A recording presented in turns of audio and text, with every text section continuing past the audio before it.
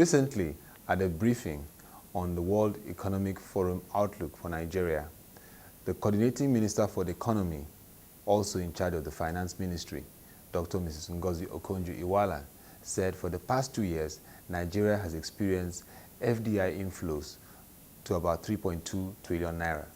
That indeed is a surge for an economy that's been rated the fastest growing in Africa. Today at the 3rd Annual Investors Conference powered by the FBN Capital, we have the privilege of listening to the Honorable Minister of Trade, Industry and Investment, Mr. Olusegun Aganga, on FDI flows, Nigeria's positioning and competitiveness. It is not just to receive the inflows of foreign direct investment, but it is to channel this to become positioned properly and becoming competitive, like Professor Michael Porter would say, having a competitive value as a nation. And so in this presentation, we will see what Nigeria is beginning to do to become a major frontier market in the globe. So my brief today is to talk about enhancing Nigeria's positioning and competitiveness. And what I should attempt to do first of all is to tell you what I think Nigeria has going for it as a country in terms of areas where we have competitive advantage. For our visitors that are here, I can say that quite a number of visitors, it's always good to position Nigeria and say, where's Nigeria in Africa? But before we talk about Nigeria, let's talk briefly about Africa. But for those who are not familiar with Africa, we're talking about a continent that has about 54 sovereign states, with about 1 billion people, with a combined GDP of $2 trillion. A continent that between 2000 and 2010 produced 6 of the 10 fastest economies. A continent that is expected to produce 7 out of the 10 fastest growing economies between 2010 and 2015, according to the IMF. A continent that 17 African countries are ahead of India in terms of doing business, according to the World Bank. A continent that has 35 different countries ahead of Russia in terms of transparency index, and that's according to World Economic Forum. And more recently, among the 50 economies with the biggest improvement in doing business ranking since 2005, the largest number or largest share of that 50 most improved economies in the world, 1/3 of that comes from Africa. And that's why Africa today is referred to as a last frontier. We have been consistent in this. This looks at growth since 2007 and 2012. And actually the emphasis is that even when the world was changing in 2009, we still maintain that growth as a country. When you look at the PwC, I think recently predicted that Nigeria is likely to become the 13th largest economy in the world by 2050. And that's the ranking of those countries that are likely to be the top 20 by 2050. Where is the growth coming from? Mainly from agriculture, 41.9%. Sometimes 40%, 39%. And of course, wholesale trade is about 19.2%.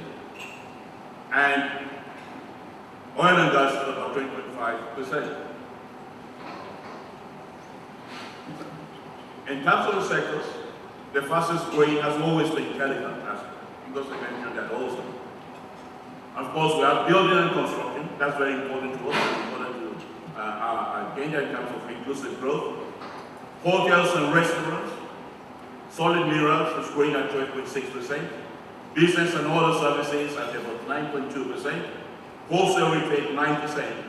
Manufacturing at about 8.1%. Agriculture is growing at about 5.08%. Financial services and insurance 4.15%. When you look at the debt to GDP ratio, very small, one of the lowest in the world at 20%, which means that we have fiscal space as a country. Agricultural reform, most of you are familiar with what the Minister of Agriculture is doing there. Higher yields, commercial agriculture, young entrepreneurs going to agriculture, support for farmers, in terms of having efficient system in place. On our end, we will revitalize the Nigerian Commodities Exchange.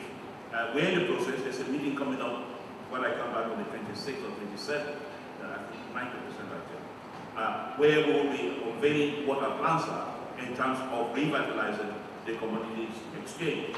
So the whole thing is all about reforms, and this administration is full of reforms. Once all these things are done, then we should be where we need to be. This is about investment and climate reforms, which I've talked about.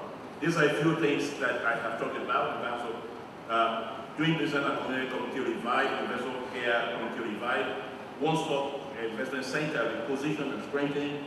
We now have one-stop center hosted in 16 states of the Federation.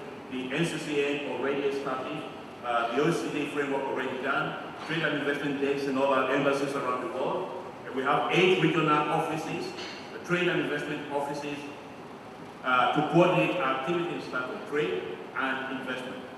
I have one in China, I have one in Brazil, I have one, and I should be opening one in Abu Dhabi very, very soon. That's where I expect my money to come from. And those guys are there to help make sure that we target and bring in the right investors into the country.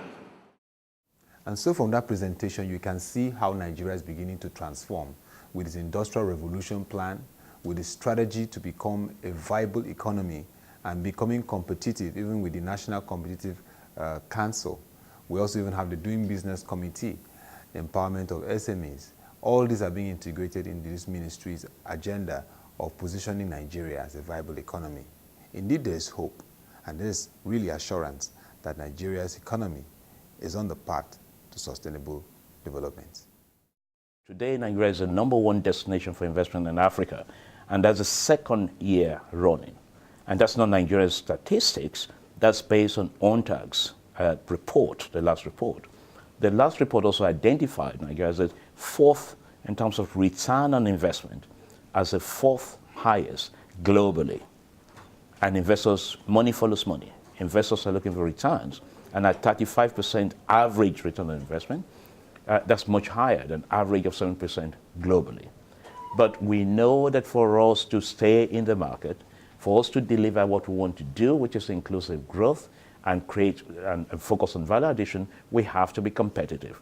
That is why the Industrial Revolution Plan, which we have started implementing, with the first 2 policies on sugarcane to sugar, auto value chain policy, focuses on areas what will improve our competitiveness. And 7 items have been identified, one of them being the first question you asked, on affordable finance and what we're doing there. The second is the issue of power. Power today contributes about 30 to 40% of the cost of production in this country. Bring that down, address down, you're fine. What have we done? Of course, for the first time in the history of this country, for the first time in 53 years, this government has successfully privatized the power assets we have in the country. The good news, yes, the good news is that they've privatized. The good news is that we have a new policy driving privatization, meaning we expect to see the same growth we saw in telecom and power going forward. But what is more important is that we have created a conducive environment for investors to come and invest in the sector, and we expect to see that growth, significant growth in the next few years. Now, what this does include the fact that we have a bulk trader who is there standing between the generators and the distributors, buying power from them, and of course, doing the distribution. We have competitive tariffs for the sector. We do have a strong regulator. And we have all the necessary ingredients that will make that work. Now, again, the other thing you need to look at is about infrastructure in terms of logistics, train, roads. Of course, the other areas we need to look at is skills. For us to be competitive, they need to be able to produce their costs. They need to be able to produce their goods cheaper to be competitive. These are the factors that will drive competitiveness. And today, we are reforming ITF, working with SINA in Brazil, and UNIDO to make sure we have a skills survey every year that will tell us what we need in our country and make sure that our education system focuses on what the economy needs, and the ITF training focuses on that as well. Of course, standard is number 4. The next one is investment climate, overall investment climate. That is why we have just recently completed with OECD, they've just completed a review of the investment climate, benchmarking it with the international best practice using their PFI framework. And we have identified some gaps there we are going to work on. That is why we have reviewed all the laws relating to investment in the country. We're taking that to the National Assembly.